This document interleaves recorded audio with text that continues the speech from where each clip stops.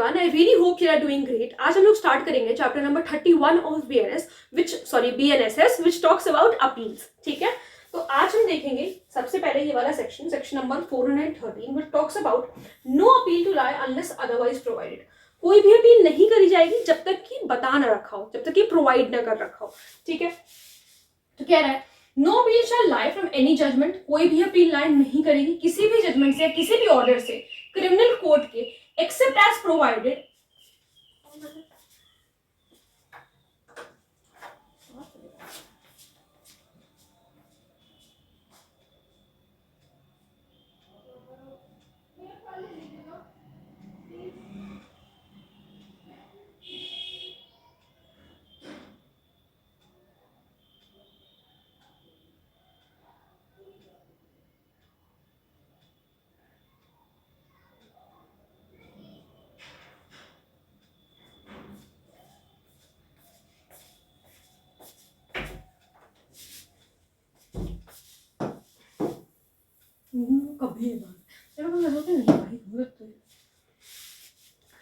Hello everyone, I really hope you are doing great. आज हम लोग बात करेंगे चैप्टर नंबर 31 ऑफ बीएनएसएस जो हमें अपील्स के बारे में बताता है। सबसे पहले इसका जो सेक्शन है that is 430 which talks about no appeal to lie unless otherwise provided. कोई भी अपील लाई नहीं करेगी जब तक कि स्पेसिफिकली बताया ना गया हो, एक्सप्रेसली प्रोवाइड ना किया गया हो। नो अपील शैल लाई, कोई भी अपील लाई नहीं करेगी फ्रॉम एनी जजमेंट, किसी भी जजमेंट से, किसी भी ऑर्डर से क्रिमिनल कोर्ट ने जो दिया है, except as otherwise provided for this by संहिता। अगर इस संहिता में लिखा है तो ही उस पर्टिकुलर मामले की अपील हो सकती है, या किसी दूसरे लॉ में अगर लिखा हो कि इस मामले की अपील हो सकती है तभी हो पाएगी, नहीं तो जनरल रूल क्या है कि कोई अपील नहीं हो सकती। ठीक है, provided that the victim shall have a right to prefer. Victim के पास राइट होगा अपील प्रेफर करने का अगेंस्ट एनी ऑर्डर, किसी भी ऑर्डर के against passed by the court acquitting the accused. जहां पर अक्विट किया गया है अक्यूज्ड को, वो उस पर्टिकुलर मामले में विक्टिम के पास पूरा राइट होगा क्या करने का, अपील करने का। या फिर कन्विक्ट किया गया है लेसर ऑफेंस के लिए, मान लीजिए। अब लेसर ऑफेंस के लिए कैसे, देखो अक्विट का मतलब तो समझ में आ गया होगा, दोष मुक्ति अगर हुई है तो विक्टिम अपील कर सकता है। मान लीजिए कि उस बंदे को 10 साल की सजा मिलनी चाहिए थी लेकिन उसको सिर्फ 4 साल की सजा कोर्ट ने दी है, तो ये अगर किया है तो भी अपील हो सकती है ऐसे मामले में। या फिर इनएडिक्वेट कॉम्पनसेशन के मामले में भी अपील करी जा सकती है।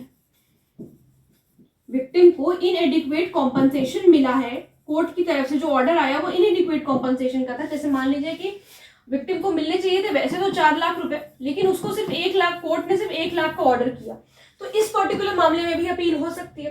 किसमें अपील नहीं हो सकती है, ये प्री का सवाल है, ध्यान रखिएगा। इनएडिक्वेट सेंटेंस, यही आपका चौथा ऑप्शन होगा, क्योंकि पूछ लेंगे किस मामले में अपील नहीं हो सकती। इनएडिक्वेट सेंटेंस में अपील नहीं करी जा सकती है, ये बात एकदम अपने जहन में बैठा लो, कहीं पर लिख लो कि इनएडिक्वेट सेंटेंस अगर है तो ऐसे मामले में अपील नहीं हो सकती है। ठीक है, and such appeal shall lie to the court which an appeal ordinary lie. और ये वाली जो अपील है उस कोर्ट में लाई करेगी जहां पर अपील ऑर्डिनरी लाई करती है। ठीक है, बस इतनी सी बात यहाँ पर बता रखी है 413 में। अब 414 में क्या बताया, appeal from orders requiring security और रिफ्यूजल टू एक्सेप्ट और rejecting surety for keeping peace और गुड बिहेवियर। कह रहा है कोई भी person who has been ordered under section 136, उसको कहा गया, ऑर्डर किया गया कि तुम्हें सिक्योरिटी देनी है और पीस और गुड बिहेवियर के लिए, और who is aggrieved by any order, या फिर वो अग्रीव्ड है अगर कोई ऑर्डर से, रिफ्यूजिंग टू एक्सेप्ट और rejecting security surety under section 140 में appeal against such order to the court of session. तो कहां पर अपील करेंगे, वो कोर्ट ऑफ सेशन में अपील करेंगे। Provided that nothing in this section shall apply to the persons the proceeding against whom are laid before a sessions judge। इस section में कुछ भी लिखा है, वो पर्टिकुलर इस सेक्शन में कुछ भी लिखा हुआ है, वो सारी चीजें उस इंसान के ऊपर या उस प्रोसीडिंग्स के ऊपर अप्लाई नहीं करेंगी जो कि सेशन जज के सामने चल रही है in accordance with the provisions of subsection 2 और सबसेक्शन 4 ऑफ सेक्शन 141।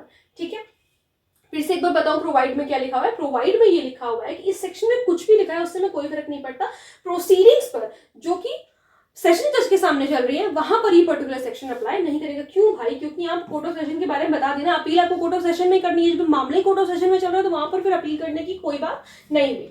ठीक है, अब देखो 415 में क्या लिखा है, अपील्स फ्रॉम कन्विक्शन।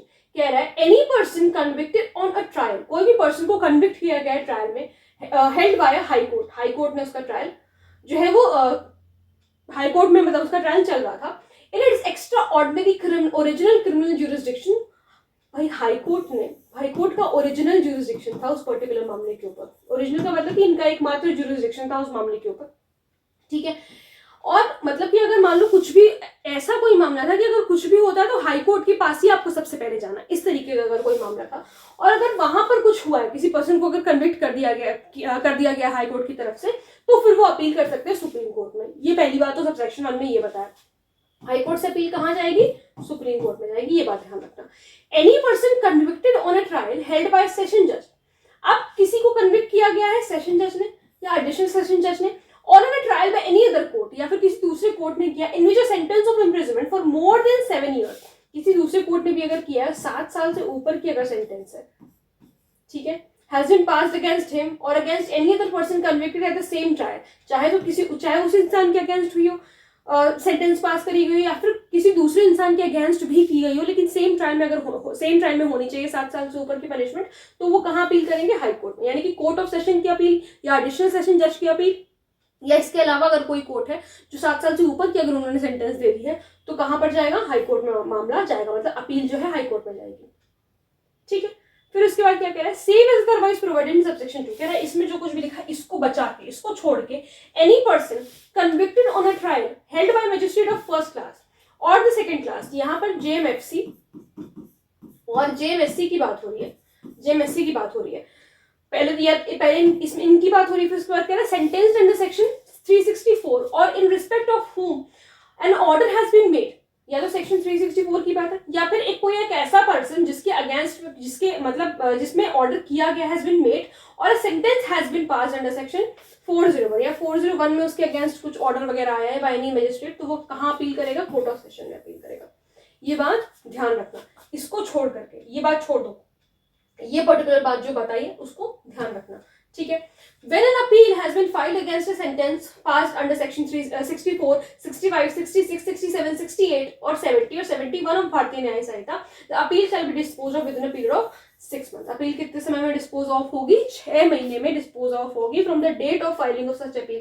केवल टाइम लिमिट मत ध्यान रखा करो, टाइम लिमिट से आगे की कब से वो टाइम कंप्यूट किया जाएगा, कैलकुलेट किया जाएगा, उसे भी ध्यान रखने की जरूरत है, क्योंकि अब स्टेट जुडिशरी अपना लेवल बढ़ा रही है, तो आपको पता होना चाहिए सिर्फ आपसे टाइम लिमिट नहीं, उसके आगे के भी ऑप्शंस कंफ्यूजिंग दे सकते हैं, फिर आपको लगेगा ये भी सही है ये भी सही है। तो इस चीज से बचने के लिए ये चीज आपको ध्यान होनी चाहिए कि कब से हम इस 6 महीने काउंट कर रहे हैं, ठीक है। जिस दिन से अपील फाइल करी गई है उस दिन से हम 6 महीने आपके काउंट कर रहे हैं। 416 में क्या बताया? No appeal in certain cases when accused pleads guilty. भाई जब अक्यूज ने गिल्टी ही प्लीड कर लिया, मान ही लिया कि उसने ये पर्टिकुलर ऑफेंस, कोई भी पर्टिकुलर ऑफेंस किया है, तो क्या अपील करने की जरूरत है? क्या वो अपील करने चला जाएगा अगर उसको कन्विक्ट कर दिया तो फिर अपील करने की कोई जरूरत नहीं है। Notwithstanding anything in section 415, 415 में कह रहा कुछ भी लिखा है इसको भूल जाओ। When an accused person has pleaded guilty, जब उसने गिल्टी प्लीड कर लिया और उसको कन्विक्ट कर दिया गया है, तो उस वक्त कोई भी अपील नहीं करी जाएगी if the conviction is by a high court, अगर हाई कोर्ट ने उसका कन्विक्शन किया है, और if the conviction is by a court of session, court of session ने अगर किया है कन्विक्शन, या फिर जेएमएफसी या एससी ने किया है, एक्सेप्ट एज टू एक्सटेंट और लीगैलिटी ऑफ द सेंटेंस, इसके लिए अपील हो सकती है। ये भी पूछ लेंगे किसके लिए अपील हो सकती है।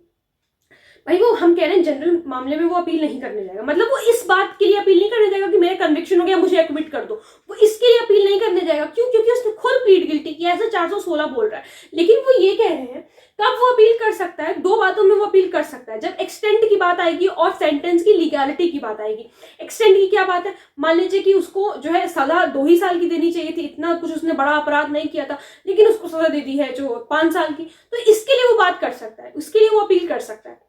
और मान लीजिए कि अगर उसको सजा जो है वही लीगल नहीं दी है तो उसकी लीगैलिटी के लिए भी वो बात कर सकता है, लेकिन उस अपने कन्विक्शन को एक्विटल में बदलने के लिए वो अपील नहीं कर सकता। ये बता रहा है 416, ठीक है। अब पेटी केसेस में कोई अपील नहीं होगी, ऐसे 417 में बताया, और ये जो यहाँ पे लिस्ट दे रखी है वो बहुत इंपॉर्टेंट है, ध्यान रखना। Not with standing anything in section 415, कह रहा है 415 में कुछ भी लिखा है उसको फिर से भूल जाओ। There shall be no appeal by convicted person, कोई भी बंदा अपील नहीं कर पाएगा, कन्विक्टेड पर्सन अपील नहीं कर पाएगा इन कुछ केसेस में। कौन से केसेस हैं? 4 केसेस बता रखे हैं।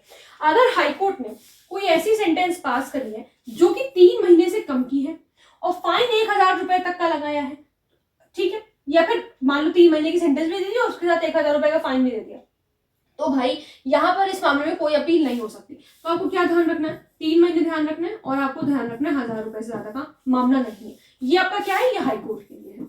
आगे बढ़ेंगे, उन्होंने हाईकोर्ट के लिए बता दिया। कोर्ट ऑफ सेशन के लिए क्या है, passes only a sentence of imprisonment for a term, जो कि 3 महीने का नहीं है, और 200 रुपए तक का उन्होंने फाइन लगाया है। तो यहाँ पर भी अपील नहीं हो सकती। पेटी केसेस में छोटे मोटे चुटपुट मामले हैं, तो यहाँ पर अपील नहीं हो सकती। 200 रुपए तक का मामला है। फिर कह रहा है magistrate of first class passes on ये सेंटेंस ऑफ फाइन, मान लीजिए जेएमएफसी ने सिर्फ फाइन लगाया है 100 रुपए का, तो क्या इसके लिए कोई अपील करने जाएगा? नहीं, कहेगा 100 रुपए देके हटाओ, ऐसे वाला। ठीक है। वेयर केस ट्राइड समरीली कोई केस ट्राई किया गया है, मजिस्ट्रेट कोई भी मजिस्ट्रेट एम्पावर्ड थे उस पर्टिकुलर केस को ट्राई करने के लिए, ओनली सेंटेंस ऑफ फाइन, और समरीली केस ट्राई करने जब वो ट्राई कर रहे थे तो उन्होंने 200 रुपए तक का जुर्माना लगा दिया, फाइन लगा दिया। तो क्या ऐसे भी कर सकते? नहीं। तो समरी ट्रायल अगर हुआ है, समरीली अगर ट्राई किया गया है और 200 रुपए तक का अगर मामला है, तो 200 रुपए तक का मान लीजिए अगर वो लगाया गया है, तो उसके लिए अपील नहीं कर सकते। Provided that an appeal may be brought against any such sentence if any other punishment is combined with it. कह रहा है कि अपील हो सकती है अगर इसके साथ कोई दूसरी सेंटेंस को कंबाइन कर दिया गया है, but such sentence shall not be appealable merely on the ground. लेकिन वो सेंटेंस सिर्फ इस बात पे अपेलेबल नहीं होनी चाहिए। किस बात पे अपेलेबल नहीं होनी चाहिए? That the person convicted is ordered to furnish security to keep the peace। भाई देखो, मान लीजिए इनके कहने का क्या मतलब है कि मान लीजिए 3 महीने का सजा दी थी, ठीक है, 3 महीने तक का मान लीजिए हाईकोर्ट के सामने कोई मामला गया, 3 महीने तक उन्होंने कहा, और उन्होंने और भी कुछ पर्टिकुलर चीज, कोई पर्टिकुलर सेंटेंस जो है इसमें ऐड कर दिया। तो कह रहा है कि उसके अगेंस्ट मान लीजिए 6 महीने का और सेंटेंस इन्होंने ऐड कर दिया, तो कह रहा है इसके अगेंस्ट तो अपील हो सकती है। लेकिन अपील किसके अगेंस्ट नहीं हो सकती? कि वो पर्सन कन्विक्ट किया गया था और उसको बोला गया था कि सिक्योरिटी आप दो इसके साथ, यानी कि 3 महीने की सेंटेंस भी थी, 3 महीने की सेंटेंस भी थी और सिक्योरिटी भी देने को बोला। तो क्या सिक्योरिटी के लिए अपील करने चले जाओगे? नहीं, सिक्योरिटी के लिए अपील करने नहीं मिलेगी, क्योंकि ये मामला तो छोटा ही है ना। ठीक है। और that a direction for imprisonment and default of fine is included in the sentence. अब भाई मान लीजिए 3 महीने की सजा दी गई, ये आपकी ओरिजिनल सेंटेंस है, ये ध्यान रखना, पेटी ऑफेंस में आ रहा है, ये ध्यान रखना कि आपकी ओरिजिनल सेंटेंस है। अब उसने पेमेंट में डिफॉल्ट किया, मतलब फाइन, मान लो 1000 रुपए का जुर्माना भी बोला गया था कोर्ट ने, 1000 रुपए का जुर्माना उन्होंने पे नहीं किया।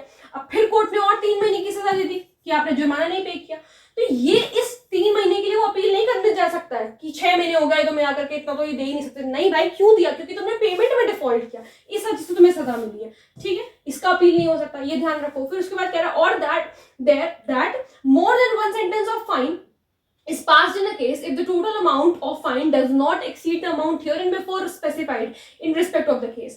कह रहा है more than one sentence of fine, यानी कि मान लो आपके ये जो आपके समरीली मजिस्ट्रेट ने ट्राई किया है, समरीली मजिस्ट्रेट ने ट्राई किया है, ठीक है, समरीली जो मजिस्ट्रेट आपकी ट्राई कर रहे हैं, उन्होंने क्या किया कि 100 रुपए का इधर फाइन लगाया, 100 रुपए का 200 रुपए तक का लगा सकते हैं ना, वो 200 रुपए तक का लगा सकते हैं। मान लीजिए 100 रुपए का एक मामले में फाइन लगाया, समरीली ट्राई कर रहे थे, और 100 रुपए का दूसरे मामले में फाइन लगा दिया। अगर इन दोनों को टोटल करके 200 रुपए से ज्यादा नहीं बढ़ रहा है ना, अगर 200 रुपए से ज्यादा नहीं बढ़ रहा है और उतना ही वो इन्फ्लिक्ट कर सकते थे फाइन, तो ऐसे में अपील नहीं करी जाएगी। ये ध्यान रखना, वही बता रखा है कि हियरिंग बिफोर, इसके पहले जो बता रखा है उससे एक्सीड नहीं करना चाहिए आपका अमाउंट, तो फिर अपील नहीं होगी। ठीक है, इस बात पर अपील नहीं कर सकते।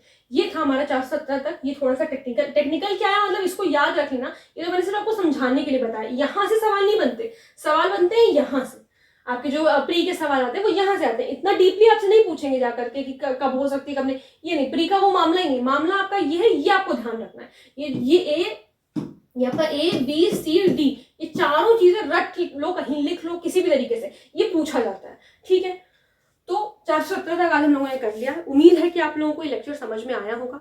अगर कोई डाउट है, कोई प्रॉब्लम है, तो आप लोग मुझसे कमेंट सेक्शन में पूछ सकते हैं। कुछ भी आपकी क्वेरी है तो आप लोग मुझसे डेफिनेटली पूछ सकते हैं। मिलते हैं नेक्स्ट वीडियो में। Thank you so much.